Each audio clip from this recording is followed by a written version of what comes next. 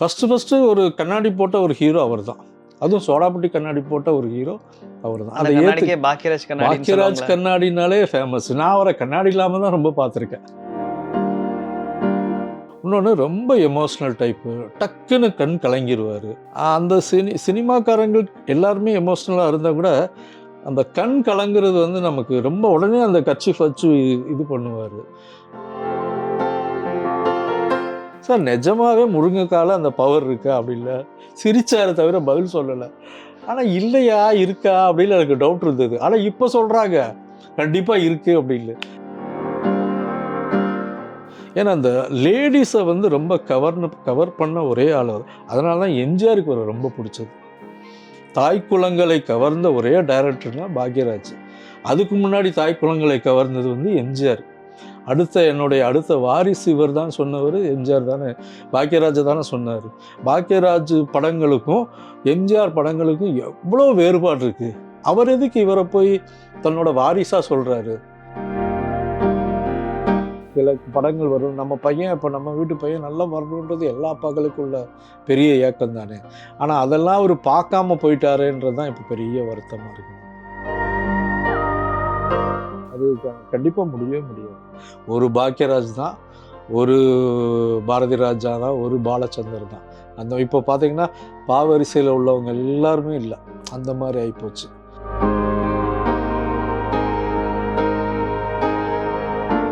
Wow தமிழா நேயர்களுக்கு வணக்கம். நம்ம கூட இப்போ ஆர்டிஸ்ட் ஷாம் இருக்காரு, அவர் கூட பேசலாம். வணக்கம் சார். வணக்கம். தமிழ் சினிமாவுக்கு மட்டும் இல்லை, இந்திய சினிமாவுக்கே ஒரு மிகப்பெரிய இழப்பு.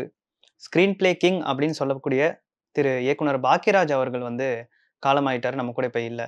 ஸோ அவர்கள் கூட நீங்கள் பத்திரிகையில் நிறைய வருஷங்கள் ட்ராவல் பண்ணியிருக்கீங்க. ஸோ உங்களுடைய அனுபவங்கள் அவரை பற்றி.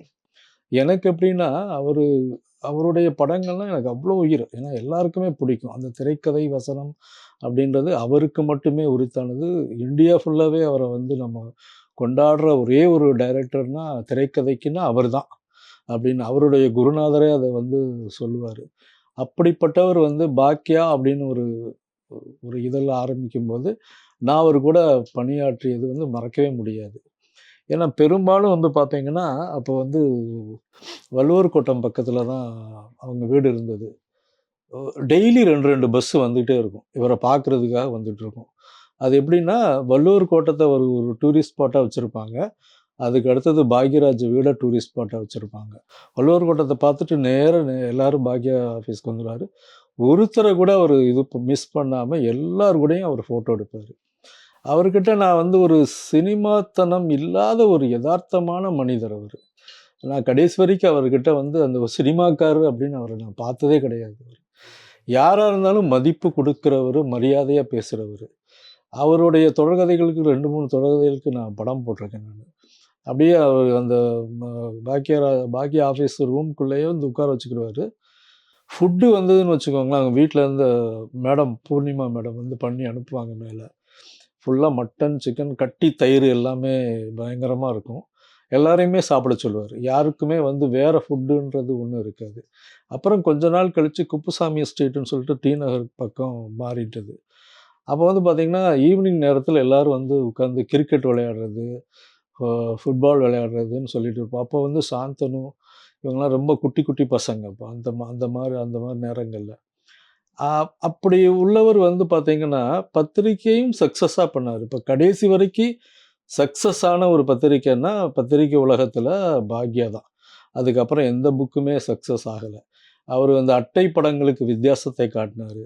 அதுக்கப்புறம் அரசு பதில்கள் தான் வந்து குமுதத்தில் ரொம்ப ஃபேமஸ்ஸு. அடுத்தது வந்து பாக்யராஜுடைய குட்டி கதைகள் ரொம்ப ஃபேமஸ்ஸு. ஒவ்வொரு கதைக்கும் வந்து பார்த்திங்கன்னா ஒவ்வொரு கேள்விக்கும் ஒரு குட்டி கதையை சொல்லுவார். அதுவே பெரிய பெரிய சக்ஸஸ்ஃபுல் கதைகளாகவே இருக்கும். அது எல்லாத்துக்கும் நான் படம் போட்டிருக்கேன். ஒவ்வொரு குட்டி கதைகளுக்கும் நான் படம் போட்டிருக்கேன். அந்த மாதிரி பத்திரிகைகளுக்கும் சினிமாவுக்கும் வந்து ரொம்ப டிஸ்டன்ஸ் இருந்தாலும் பத்திரிக்கை நடத்துறதுன்றது அது ஒரு தனி ஸ்டைல். என்னென்னா மற்ற மனிதர்கள் மாதிரி அவர்கிட்ட நம்ம வந்து ஒரு நீண்ட நாள் கழித்து நீங்கள் பார்த்தீங்கன்னா கூட அந்த தொடர்பு எப்பயும் போல் ஜாயிண்ட் ஆகிடும். யாரையுமே மறக்க மாட்டார். அதுக்கப்புறம் நான் ரொம்ப நாள் அவர்கிட்ட தொடர்பில் இல்லாமல் சாந்தனு கல்யாணத்துக்கு தான் எனக்கு ஒரு இன்விடேஷன் வந்தது. அப்போ போனப்போ கூட சாந்தனுக்கிட்ட வந்து என்னைய சொல்கிறாரு, பாக்யாலலாம் ஒர்க் பண்ணாங்க இவங்க அப்படின்னு சொல்கிறாரு. அதெல்லாம் வந்து ஒரு சினிமா துறையில் உள்ளவங்க அந்த மாதிரி பண்ணவே மாட்டாங்க. அப்படிப்பட்டவர் இப்போ இல்லை அப்படிங்கும்போது எனக்கு ரொம்ப கலக்கமாகவும் ரொம்ப கஷ்டமாகவும் இருக்குது. இப்போ சினிமா துறையில அவர் வந்து ஒரு வெற்றிகரமான ஒரு இயக்குனர், திரைக்கதை ஆசிரியர். அவரு பத்திரிகை ஆரம்பிக்கிறதுக்கான காரணம் என்னவா இருந்துச்சு? அவர்கிட்ட கதைகள் ரொம்ப இருக்கு இல்லையா? கதைகளை நீங்கள் எப்படி மனசளவில் ரிலீஸ் பண்ணி வெளியில் விடுவீங்க? அதுக்கு ஒரு பெரிய தளம் இல்லையா பத்திரிகைகள்? ஏன்னா நம்ம சினிமானா ஒரு கதையை வச்சு நீங்கள் எடுக்கலாம். பத்திரிக்கை அப்படின்னு சொல்லிட்டீங்கன்னா, பத்திரிக்கையில வந்து எக்கச்சக்கமான கதைகள் நீங்கள் எழுதிக்கிட்டே இருக்கலாம். வேற வேற வடிவங்கள்ல பண்ணலாம். அதே மாதிரி அதில் அரசியல் காட்டணும்னு நான் தான் ரொம்ப நாளாக போட்டுட்டு இருந்தேன். அவருக்கு வேற வேற முகங்கள் இந்த எழுத்துத் துறையிலேயே வேற வேற இருக்கு. அதெல்லாமே வந்து இந்த பத்திரிகை துறை அவருக்கு வந்து மிகப்பெரிய ஹெல்ப்பா இருந்துச்சு. ஓகே. இப்ப அவரு ஸ்கிரீன் பிளே கிங்ன்னு சொல்றது மட்டும் இல்லாம, நீங்க சொன்ன மாரி அவருடைய குருநாதர் பாரதி ராஜாவே அவருக்கு ஏதாவது ஒரு ஸ்கிரீன் பிளேல சின்ன இது இருக்கும்போது, பாக்கியராஜ் வந்து அவர்களுக்கு ஹெல்ப் பண்ணியிருக்காங்க. ம். ஸோ அந்த மாதிரி ஒரு ஒரு திறமை வாய்ந்த ஸ்கிரீன் பிளே ரைட்டர். ஸோ அவரோட ஸ்கிரீன் பிளேல உங்களுக்கு பிடிச்ச விஷயங்கள் ஏதாவது இருக்கா? உங்களுக்கு இல்ல ஏதாவது அனுபவம் இருக்கா? எல்லாமே எனக்கு பிடிக்கும். எல்லா படமும் வந்து அவரு இப்போ ஒண்ணும் இல்லங்க. நீங்க ஒரு முந்தானை முடிச்சுன்னு படம் எடுத்துக்கோங்களேன். ஒரு சீன் எடுத்தீங்கன்னு வச்சுக்கோங்களேன். ஒரு சீன் முடிஞ்சிரும். அந்த சீன் அதோட அந்த கொத்தோட அந்த சீன் முடிஞ்சிரும். இன்னொரு சீன் அதுலேருந்து எங்க ஆரம்பிக்கிறதுன்னு அது தெரியாம ஒண்ணு ஆரம்பிக்கும். ஒரு உதாரணத்துக்கு சொல்லணும்னா, பாக்யராஜ் படத்துல அந்த பொண்ணு அதாவது பரிமளான்ற கேரக்டர் வந்து பொய் சொல்லி கல்யாணம் பண்ணி உள்ள வந்துருவாங்க. அதுக்கு ஏதோ ஃபுட் பாய்சன் ஆகி வாந்தி எடுத்துருவாங்க. வாந்தி எடுத்த உடனே பக்கத்திலேயே உட்காந்து பார்த்துட்டு இருப்பாரு பாக்யராஜ். என்னையா பக்கத்திலேயே உட்காந்து பார்த்துட்டு இருக்க அப்படின்னோன்னா, இரு நான் போய் வைத்தியரை கூட்டு வாயா அப்படின்னு சொல்லி அனுப்புனோன்னே, இவர் போறதுக்குள்ள வைத்தியர்கிட்ட சொல்றதுக்குள்ள அவங்க வீட்ல இந்த பொண்ணு கர்ப்பமா இருக்குன்னு சொல்லிட்டு சீறு சனத்தியோட உள்ள வந்துருவாங்க. இந்த பொண்ணு வெறும் வாந்தி தான் எடுத்திருக்கும். அது வந்து பெரிய பயங்கரமா ஆயிரும். கடைசியில வந்து வைத்தியர் கைய பிடிச்சு பார்த்தோன்னே, இது வெறும் பித்த வாந்தி அப்படிம்பாங்க பாருங்க. உடனே அந்த அந்த கேரக்டர் வந்து அவங்க ஊர்வசி கேரக்டர் பயங்கரமா அழுவாங்க. எதுக்கும் பிரயோஜனமா இல்ல. இந்த சீன் முடிஞ்ச உடனே இன்னொரு சீன் வேற எப்படி ஆரம்பிக்குதுன்னு நமக்கே தெரியாம இன்னொன்னு ஆரம்பிக்கும். அந்த படம் ஃபுல்லாவே பார்த்தீங்கன்னா, கொத்து கொத்தா சீன் இருக்கும். நீங்க சீன் பை சீனா போட்டா, இப்போ ரீல்ஸ்ன்னு ஒண்ணு வருது பாருங்க. இந்த மாதிரி ரீல்ஸாவே ஒரு படத்த போடலாம். அந்த மாரியான ஒரு படம். எல்லா படமும் அப்படித்தான் இருக்கும். ஃபர்ஸ்ட்டு ஒரு கண்ணாடி போட்ட ஒரு ஹீரோ அவர்தான். அதுவும் சோடாபுட்டி கண்ணாடி போட்ட ஒரு ஹீரோ அவர்தான். அந்த அத கண்ணாடிக்கே பாக்கியராஜ் கண்ணாடின்னு பாக்யராஜ் சொல்லுவாங்கல்ல. கண்ணாடினாலே ஃபேமஸ். நான் அவர கண்ணாடி இல்லாம தான் ரொம்ப பார்த்துருக்கேன். ஓகே. ஏன்னா பெரும்பாலும் முன்னாடிலாம் கண்ணாடி இல்லாம இருக்கவே மாட்டாரு. ஒரு கூலர் மாரி தான் இருக்கும். அது அந்த கண்ணோட நமக்கு வெளியில தெரியாது. நான் கண்ணாடி இல்லாமயே பார்த்துருக்கேன் அவர. ரொம்ப பார்த்துருக்கேன் அது. இன்னொன்னு ரொம்ப எமோஷனல் டைப்பு. டக்குன்னு கண் கலங்கிருவாரு. அந்த சினிமாக்காரங்க எல்லாருமே எமோஷனலா இருந்தா கூட, அந்த கண் கலங்குறது வந்து நமக்கு ரொம்ப உடனே அந்த கர்ச்சீஃப் வச்சு இது பண்ணுவாரு. அந்த மாரி ஒரு அற்புதமான ஒரு மனிதர் அது. நீங்க அவர் கூட பத்திரிக்கையில ஒர்க் பண்ணும்போது, அவரு எழுதின கதைக்கு நீங்க ஒரு படம் வரைவீங்க இல்லையா? ஆமா. சோ உங்களுக்கு ஏதாவது டஃப்பா இருந்திருக்கா? இந்த இதுக்கு எப்படி நம்ம வரையறது? அந்த மாரி இல்ல அவரு யோசிச்சிருக்கீங்களா? கொஞ்சம் கிளுகிளுப்பான இதுதான் இது பண்ணுவாரு. அவரு வந்து இந்த ரகசிய போலீஸ் 100 அப்படின்னு சொல்லிட்டு ஒரு படம் வந்தது இல்லையா? அவரு எடுத்தாரு. ம். அது முதல்ல கதையே எழுதினாரு அதுல. அதுல பார்த்தீங்கன்னா வந்து மாம்பழம் விக்கிற ஒரு பெண். அவரு வந்து படம் அவர் என்ன சொன்னாருன்னா, "மாம்பழம் விக்கிற பொண்ணு" அப்படின்னு சொன்னாரு. அ எனக்கு பாக்யராஜோடைய ஸ்டைல் கொஞ்சம் தெரியும். அவர் என்ன நினைப்பாரு அப்படின்றது எனக்கு தெரியும். அதனால மாம்பழம் விக்கிற பொண்ணு வந்து ரோ கடையில மாம்பழம் வச்சிருக்காங்க. மாம்பழம் 2 படி வச்சிருக்கா. "மாம்பழம் வாங்கிக்கோங்க" அப்படின்றா. இதுதான் டிராயிங். அத வந்து நீங்க வேற மீனிங்ல கூட எடுத்துக்கலாம். அத வந்து அவரு பார்த்துட்டு ஒரு லைட்டா சிரிச்சாரு. என்னன்னா, அவரு ஸ்டைலுக்கு நான் போட்டிருக்கேன்றது அவர் மனசுக்குள்ள ஒத்து போகுது. இதுல என்ன தெரியுமா? குடும்பமா பார்க்கக்கூடிய படம் தான் பாக்யராஜ் படம். ஆனா, அவரு சொல்லாத கிளுகிளுப்பு கிடையவே கிடையாது. அவரு அழகா சொல்லியிருப்பார். ஒரு விஷயத்த ஒரு எஜுகேஷனா சொல்லியிருப்பார். ஒரு படம் முடியும்போது ஒரு முந்தானை முடிச்சு எடுத்துக்கோங்களேன். படம் முடியும்போது கடைசி சீனு எண்ட் சீன் என்னன்னா, ஃபர்ஸ்ட் நைட் சீன். நீங்க பார்த்துருப்பீங்க. கதவு திறக்க போவாரு. இவரு கதவ மூட போவாரு. சரி, நான் என் வேலைய பார்க்குறேன். நீங்க உங்க வீட்டுக்குள்ள போய் உங்க வேலைய பாருங்க. ஆனா, அதெல்லாம் அவங்களுக்கு தெரியாதாக்கும். "மூடிட்டு வாங்கயா" அப்படின்னு சொல்லி ஊர்வசி சொல்றாரு. இது இப்போ பயங்கரமான ஒரு விஷயமா இருக்கும். அப்ப அவர் சொன்னது அவ்ளோ அழகா இருக்கும். இதுவரைக்கும் யாருமே பாக்யராஜ் கொச்சையாக எடுத்துட்டாரு, ரொம்ப மட்டமாக எடுத்துட்டாருன்னு சொன்னதே கிடையாது. ஆனால் அவர் அந்த விஷயம் வந்து பார்த்தீங்கன்னா நாசுக்கா அழகாக சாதாரணமாக இருக்கும். இந்த விதின்னு ஒரு படம் வந்தது. அந்த விதின்ற படத்தில் வந்து பார்த்தீங்கன்னா அதில் ஒரு சீன் வரும். அதில் இவர் வந்து ஒரு ஷூட்டிங் நடக்கிற மாதிரியும் அந்த இன்னொரு 2 கேரக்டர் படத்தில் வர்ற கதாநாயகன் கதாநாயகி கேரக்டரை பற்றி விசாரிக்கிறதுக்கு ஒரு ஒரு ஷூட்டிங் ஸ்பாட்டில் வந்து பாக்யராஜாவே நடிச்சிருப்பார். அந்த இடத்துல கூட ஒரு சீன் வரும். அந்த சீன் பார்த்தீங்கன்னா ஒரு பஞ்சாயத்தில் ஒரு பொண்ணு பையன் ஏதோ ப்ராப்ளத்தில் இருப்பாங்கன்ற மாதிரி இருக்கும். இந்த பொண்ணு வந்து கெட்டவ இந்த மாதிரி பண்ணிட்டா ஏதோ சொல்லிட்டு இருப்பாங்க. அப்போ வந்து இந்த பாக்யராஜ் போஸ்ட்மேன் அதில் அந்த சீனில் அவர் வந்து கேட்பார், இந்த மாதிரி நீங்கள் வந்து இந்த 10-15 அந்த பண்ணையார்கள் மாதிரி உட்காந்துருப்பாங்க, ஆலமரத்தடி விஷயங்களில் அவங்க உட்காந்துருப்பாங்க. நீங்கள் யாராவது ஒருத்தர் வந்து பத்தினி பேர் சொல்லுங்க அப்படின்னு சொல்லணும்னா ஆளாளுக்கு ஒரு பேர் நீங்கள் கூட பார்த்துருப்பீங்க. சொன்னோன்னே கடைசியில் ஒருத்தன் அவர் வந்து சொன்னேன் நலாயினி, சாவித்திரி எல்லாம் சொல்லுவாங்க. முடித்தோடனே யாருமே வந்து உங்கள் அம்மா பேரையும் உங்கள் ஒய்ஃப் பேரையும் நீங்கள் சொல்லவே இல்லையேன்னொன்னே, ஏம்மா என்னம்மா பத்தினின்னொன்னே உங்கள் பேர் சொல்லாமல் வேறு யாரோ பேரை சொல்கிறாங்கன்னொன்னே போட்டு அடிப்பாங்க. அதாவது ஒரு சின்ன இடம் தான், அது ஒரு சின்ன கதை தான். அதுவே இன்னைக்கு வரைக்கும் அது சுவாரஸ்யம் தான். அந்த மாதிரி இப்படி ஒரு மூளை உள்ள ஒரு மனிதர் இருந்தாருன்றது ஒரு மிகப்பெரிய அதிசயம். இதே மாதிரி எல்லா படங்கள்லையும் அப்போ உள்ள சக்ஸஸில் நடுவில் பாக்யராஜ் நடிச்சிருப்பார். ரஜினிகாந்த் கூட ஒரு ஒரு சீனில் அன்புள்ள ரஜினிகாந்த் படத்தில் ஒரு சீனில் இதே மாதிரி பாக்யராஜ் வந்து ரஜினிகாந்துக்காக நடிச்சு கொடுத்துருப்பார். நான் சிகப்பு மனிதன்ல கூட நான் நடிச்சிருக்காரு. சிகப்பு மனிதனில் கூட வக்கீலா ஒரு ம். ஒரு டிடெக்டிவ் போலீஸா மாதிரி வருவாரு. ஒரு இது மாதிரி ம். வந்து இது பண்ணுவார். ஏன்னா இவரோட புத்திசாலித்தனத்தை எல்லாருமே யூஸ் பண்ணிக்கணும்னு நினச்ச ஒரு மிகப்பெரிய விஷயம். அது வந்து பாரதி ராஜா முதல் படம் தான் அவரோட கதை. அது மற்றதுக்கு அப்புறம் எல்லாம் எழுத்தாளர்களுக்கு முக்கியத்துவம் கொடுத்து மற்ற எழுத்தாளர்களுடைய கதைகளை தான் அவர் வந்து படமாக்கினார். எழுத்தாளர்களுடைய கதையை படமாக்குறதுன்றதே ஒரு பெரிய சூப்பரான ஒரு விஷயம். அது எத்தனை டைரக்டர்களுக்கு மனசு வரும்? வரவே வராது. இவரும் அதே மாதிரி தான். இப்போ இவர்கிட்ட நான் ஒரு சினிமா கதை வச்சுருந்தேன். நான் ரொம்ப நாள் தயங்கினேன். ஏன்னா எல்லாரும் வந்து இவர்கிட்ட கதையை சொல்கிறாங்கன்னா இவர் தான் மிகச்சிறந்த ஒரு பெரிய எழுத்தாளர். இவர் சொல்லி நான் என் கதை ஓகே ஆயிடுச்சுன்னா எனக்கு எவ்வளோ சந்தோஷமாக இருக்குன்னு சொல்லிட்டு தயங்கி நான் சொன்னேன், சார் என்கிட்ட ஒரு கதை இருக்குது உங்கள்கிட்ட சொல்லணும்னு. ஒரு நாள் ஃப்ரீயாக இருக்கும்போது பேசுவோம்னு சொல்லிட்டு ஒரு மத்தியானம் ஒரு 3 மணிக்கு அப்படியே உட்காந்து பேசிகிட்டு இருக்கும்போது நான் இந்த கதையை சொன்னேன். சொல்லிவிட்டு வந்து அப்புறம் திடீர்னு யாரோ வந்துட்டாங்க. பாதியோட நான் நிறுத்திட்டேன். நானாக நினச்சேன் அவருக்கா இன்ட்ரெஸ்ட் இருந்தால் கேட்கட்டும் அப்படின்னு. ஆனால் கரெக்டாக 1 வாரம் கழித்து நீங்கள் அந்த கதை பாதி சொன்னீங்க, அது கிளைமாக்ஸ் நான் 2, 3 யோசிச்சு வச்சுட்டேன், நீங்கள் வந்து மீதி சொல்லுங்க அப்படின்னாரு. ஆனால் எனக்கு அதுக்கப்புறம் போக முடியாமல் போச்சு. இப்போ நான் சொன்ன கதைக்கே அவர் கிளைமாக்ஸை யோசித்து வைக்கிறார் அப்படின்னா கதையில் எவ்வளோ ஆர்வமாக இருக்கார் அவர், எவ்வளோ பெரிய விஷயம் அது.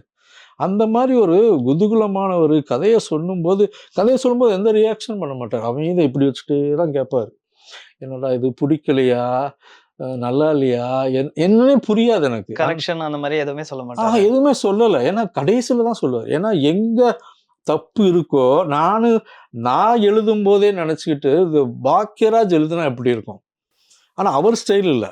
அவர் எழுதினா ஏன்னா அவர் எந்த இடத்துலையுமே நமக்கு தவறு வராமல் கரெக்டாக பண்ணுவார். லிங்க்கு கரெக்டாக இருக்கும். நீங்கள் மறுபடியும் முந்தான முடிச்சே ஒரு உதாரணமாக எடுத்துக்கோங்களேன். இப்போ நீங்கள் ரோட்டில் ஒருத்தர் அந்த வயல்காட்டில் பல் தேய்ச்சிட்டு நடந்துட்டு போவார். ஒருத்தர் வந்து வணக்கம் வாத்தியாரே அப்படின்னு சொல்லிட்டு கும்பிட்டு போவான். ஓகே அப்படின்ட்டு போவார். கொஞ்சம் தூரம் கழித்து ஒருத்தன் என்னையா மரியாதையே இல்லாமல் வணக்கம்னு சொல்கிறேன், இதை அசால்ட்டாக சொல்லிட்டு போறியான்னொன்னே, ஓ கிராமத்துலலாம் இப்படி இருக்கு, வணக்கம் கரெக்டாக சொல்லணும் போலன்னொன்னே இன்னொருத்தன் வந்து வணக்கம் வாத்தியாரேன்னா வணக்கம் அப்படிம்பாரு. என்னையா படித்தவர் அசால்ட்டாக சொல்லிட்டு போக வேண்டியதுன்னா, இதை ஒரு சின்ன இடம் தாங்க, ஒரு சின்ன ஒரு வாக்கிங் பிளேஸ் தான். அந்த இடத்துல கூட ஒரு காமெடியை லிங்க் பண்ணுற மனிதர். அந்த இடம் அது வைக்கணும்னு கூட அவசியம் இல்லை அந்த படத்தில். அதை ஏன் வைக்கிறாங்கன்னா அந்த கிராமத்தில் உள்ள மக்களுடைய உணர்வுகளை வெளிப்படுத்துறது. ஒரு கடையில் போய் முட்டை வாங்குவார், முட்டையை நிப்பாட்டி வச்சு பார்ப்பார். நிஜமாவே நான் முட்டையை வாங்கும்போது கூட இது எனக்கு ஒரு லெசன் ஆச்சு. ஓ இப்படியெல்லாம் வச்சு பார்த்தா அது நல்ல முட்டை அப்படின்ற ஒரு லெசனையும் ஒரு சில நேரங்களில் கொடுத்துருவார். ஏன்னா அந்த லேடிஸை வந்து ரொம்ப கவர் பண்ண ஒரே ஆள். அதனால தான் எம்ஜிஆருக்கு ஒரு ரொம்ப பிடிச்சது. தாய் குலங்களை கவர்ந்த ஒரே டைரக்டர்னா பாக்யராஜ். அதுக்கு முன்னாடி தாய் குலங்களை கவர்ந்தது வந்து எம்ஜிஆர். அடுத்த வாரிசு இவர் தான் சொன்னவர் எம்ஜிஆர் தானே, பாக்யராஜை தானே சொன்னார். பாக்யராஜ் படங்களுக்கும் எம்ஜிஆர் படங்களுக்கும் எவ்வளோ வேறுபாடு இருக்கு. அவர் எதுக்கு இவரை போய் தன்னோட வாரிசா சொல்றாரு அப்படிங்கிறது ஒரு பெரிய அவர் கொடுத்த அந்த அந்த மோதிரமெல்லாம் எனக்கு காட்டியிருக்காரு. எனக்கு எம்ஜிஆர் கொடுத்ததெல்லாம் காட்டியிருக்காரு. அதெல்லாம் வந்து அதான் சொல்றேனே, யதார்த்தம்னா அப்படியே சாதாரணமாயிருவார் அவர். அந்த மாதிரி ஒரு மனிதர். அவர் இப்ப இல்லைங்கிறது ஒரு பேரிழப்பு. ஆனா ஒரு பயங்கரமான ஒரு ஹியூமரஸான ஒரு ஸ்கிரீன் பிளே கொடுக்கக்கூடிய ஒரு பர்சன். ஆமா. அவரோட டைட்டிலுமே பாத்தீங்கன்னா ரொம்ப டிஃப்ரெண்டா இருக்கும். அந்த படத்தோட டைட்டில் எங்க வருது அப்படின்னா, ஏதாவது ஒரு நகைச்சுவையோ, ஏதாவது ஒரு முக்கியமான சீனோ, எல்லாரும் எக்ஸ்பெக்ட் பண்ற ஒரு சீன்ல பாத்தீங்கன்னா, கதை, திரைக்கதை, வசனம், இயக்கம் ஆமா. கே. ஏன்னா பாக்யராஜ் அந்த அப்படின்னு வரும். அந்த அந்த மாதிரி அதாவது இது எதுக்கு அப்படி போடுறாங்கன்னா, சிலர் சொல்லுவாங்க, அவரை வந்து எக்ஸ்போஸ் பண்ணிக்கிறாரு அப்படின்னு. அது கிடையாது. ஒரு கிராமங்கள்ல போயிட்டு நீங்க நல்ல படம் ஃபுல்லா கிட்டத்தட்ட ஒரு பாதி படம் போயிருக்குங்க. பாதி படத்துக்கு மேல ஒரு சீன் வரும் சுந்தரகாண்டம் படத்துல. மூட்டைய வந்து எடுத்துக்கிட்டு போயிட்டு ஒருத்தன் கஷ்டப்பட்டு அந்த வண்டியை வச்சு எடுத்துட்டு போயிட்டு இருப்பான். மூடையெல்லாம் இருக்கும். அந்த அந்த ஸ்கூல் கேர்ள்ஸ் 2 பேர் வந்துட்டு இருப்பாங்க. நீங்க கஷ்டப்படாதீங்க, நான் உங்களுக்கு ஹெல்ப் பண்றேன்னு சொல்லிட்டு போவாரு. மூடை அப்படியே அவரை தூக்கிரும் அந்த வண்டி. தொங்கிட்டு இருப்பாரு. அந்த இடத்துல ஒரு டைரக்டர் போடுவாரு. தன்னை ஒரு கோமாளித்தனத்திலையும் எடுத்துட்டு வந்து தன்னுடைய புத்திசாலித்தனத்தையும் அந்த இடத்துல நம்ம சிரிக்கிறோம் இல்லையா, அதை போடுவார். அது யாருமே அப்படி பண்ண மாட்டாங்க. தன்னை ஒரு பெரிய புத்திசாலித்தனமாக தானே காட்டிக்க ரொம்ப பேர் விரும்புவாங்க. ஒரு கோமாளித்தனத்தை தன்னோட இயக்கம் அப்படின்னு காட்டுறது வந்து அவர் ஒருத்தர் தான். அதே மாதிரி டார்லிங்கோடைய கிளைமேக்ஸ் பார்த்தீங்கன்னா, யாருமே நினச்சி பார்க்காத ஒரு கிளைமேக்ஸ். இவர் வந்து நான் உயிரோட இருக்க மாட்டேன், செத்துருவேன்னு சொல்லிட்டு மலைக்கு மேலே ஏறுவார். மலைக்கு மேலே ஏறி போயிடுவார். அவங்க கதாநாயகி கேரக்டர் பின்னாடி பூர்ணிமா நடித்தாங்க. பின்னாடி வருவாங்க. வந்து பார்த்தா அது ஒரு ஊருக்கு போகிற ரோடு. எல்லாரும் ஜனங்க போயிட்டு இருப்பாங்க. இது எதிர்பார்க்காத ஒரு இந்த கிளைமேக்ஸ் எப்படி ஏற்றுக்கிறாங்க பாருங்களேன். இவங்களோட வாழ்க்கை இன்னும் இருக்கு அப்படிங்கிறத அழகா காட்டுற ஒரு கிளைமேக்ஸ் அது. இதெல்லாம் வந்து பாக்யராஜ் படத்தை தவிர வேற எங்கேயுமே நடக்காது. இப்போ இந்த டியூடுன்னு ஒரு படம் வந்தது. அது என்ன அந்த 7 நாட்களுடைய இன்னொரு வெர்ஷன் தானே அது. அது நீங்க இனிமே வந்து ஒரு பாடம் புக்கு ஏதாவது எடுக்கணும்னா பாக்யராஜோடைய படத்துல உள்ள சீன்ஸை ஒவ்வொன்றும் எடுத்து கூட நீங்க ஒவ்வொரு படம் எடுக்கலாம். ஆனா அவர் எப்படி எடுக்கிறாருன்னா, ஒரு சீனை வச்சு தான் மொத்த படத்தை எடுக்கிறாரு. மொத்த இப்போ புது டைரக்டர்கள் வந்தாங்கன்னு வச்சுக்கோங்களேன், அவங்க வாழ்க்கையில் நடந்த எல்லா விஷயத்தையுமே ஒரு படத்தை எடுத்துருவாங்க. 2வது படத்துக்கு கொஞ்சம் முழிப்பாங்க. ஆனால் இவர் அப்படி இருக்காது. ஃபுல்லாக வாழ்க்கையில் நடந்த பல விஷயங்கள்ல ஒரு விஷயத்தை எடுத்து ஒரு படம் எடுப்பார். அதில் இவர் பயங்கர கில்லாடி. ஒரு சின்ன லைனில் தான் அந்த படமே ஓடும். சிம்பிளாக இருக்கும். இதே மாதிரி பாலகுமாரன் ஒரு இது பண்ணார், இது நம்மால் அப்படின்னு படத்தில். அப்போ நான் அவருக்காக உடையாருன்னு ஒரு புக்குக்கு படம் போட்டுட்டு இருந்தப்போ அந்த சமயம் தான் அது. அப்போ வந்து ஷூட்டிங் ஸ்பாட்லேருந்து அவர் காலையில் வந்து என்கிட்ட படம் வாங்கிட்டு போவார். அப்போ அவர் பாக்யராஜை பற்றி, ஏன்னா அவர் பயங்கர பாக்யராஜ்கிட்ட வேலை பார்த்தவர். ரொம்ப 2 பேருக்குள்ள நட்பு ரொம்ப நல்லாயிருக்கும். அந்த படத்தில் முதல் சீனே வந்து பாலகுமாரனோட சீனாக தான் இருக்கும். பாலகுமாரனே கல்லால் உட்காந்துருப்பார் இது நம்மால் படத்தில். இவர் வந்து அந்த கடையில் சாப்பிட்டுட்டு காசு இருக்காது, வாட்சை கழட்டி கொடுப்பாரு. வாட்சை கழட்டி கொடுத்தோன்னே இது எவ்வளோ போகும்னு ஏதோ சொல்லுவாங்க. 30 ரூபாய்க்கு போகும், இந்த 10 நீ சாப்பிட்டதுக்கு போகும் இந்த 10 ரூபா அப்படின்னோன்னா, இல்லைங்க நான் 80 ரூபாய்க்கு வாங்கினேங்க அப்படின்பாரு. 80 ரூபாய்க்கு வாங்கினதெல்லாம் விடு, அதோட தான் முடியும்னு சொல்லிட்டு விடுவான். அடுத்தது ஒருத்தன் வந்து சட்டையை கழட்டி கொடுத்துட்டு இருப்பான். அவனும் பில்லு காசு இருக்கு. இது சில சின்ன சீன்ஸ் தான். ஆனால் வந்து ஒவ்வொன்றும் கிரேட்டாக மனசுலேயே நிற்கும்.